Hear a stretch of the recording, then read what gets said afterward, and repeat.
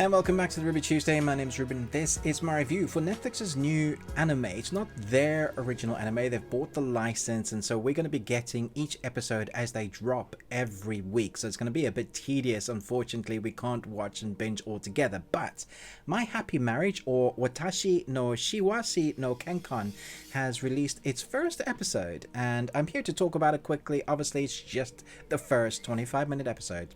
Let's jump in. An unhappy young woman from an abusive family is married off to a fearsome and chilly army commander, but the two learn more about each other. Love may have a chance.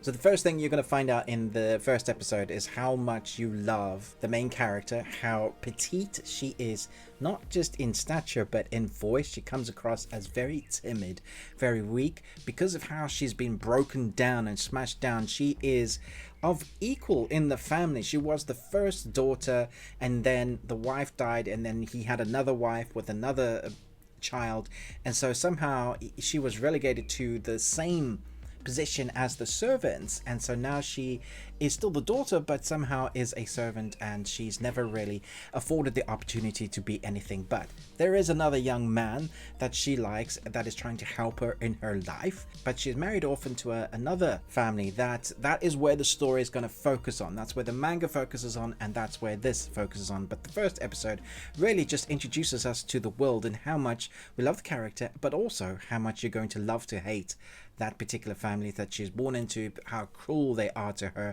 A very similar Cinderella story in the beginning, but then we're going to see something different. Now, I like the tropes of it already. There's some anime that tropes work for in anime, and between the score and the dubbing that I think is actually pretty good, I would say for me, I watched half and half. So I watched the dubbing, which was fine, and then I watched subtitles, which for me is always better. You get the inflections, the nuances of the voice acting, but I do think that the voice actors for the English worked well. The animation is very pretty. It's beautiful to look at, very period piece, obviously, but everything fits nicely. I don't think that it's like the best animation I've ever seen, but there are parts where you feel like you're watching that kind of period drama as if it was live action. I was startled at how good the animation looked with the water, the definition. I thought, wow, that was pretty cool. I think the score goes hand in hand with the tone that they're trying to collect. It's definitely one that I think I'm going to enjoy because it comes across as a slice of life. My best top tip would probably be to wait for a few episodes, watch a few back to back, because this does feel like you should be watching this at a bigger helping. If you've read the manga, then probably not going to be an issue for you, but these little helpings of one episode per week, especially in the slice of life anime, you're going to find difficult. I think the voice actors have done a great job.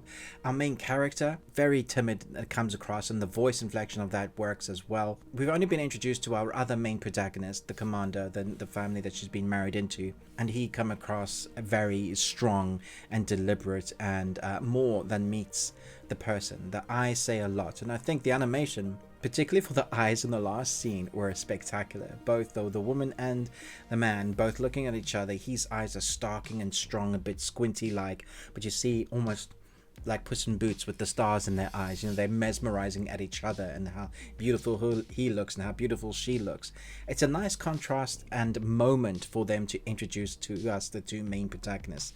So I think this is going to be one that people that like slice of life anime enjoy. I'm hoping that I'll catch the rest and I'll be able to do a full season review when it's all out. But for now, this is kind of one to put on your list of other animes you might not have heard of. I don't think Netflix is like broadly saying, hey, look, we've got this new anime that's dropping week by week. I thought it was a good, interesting anime for now. It's not action, it's slice of life drama, but I was really rooting for our main protagonist because I really hated the family, and I think they did a good job that way to draw you in. Let me know your thoughts and feelings. Have you read the manga? I would love to know your thoughts about the adaptation of this and how much is translated well, or are you going, no, this is terrible? Thanks so much for watching, but most of all, until next time, remember, live long and Tuesday.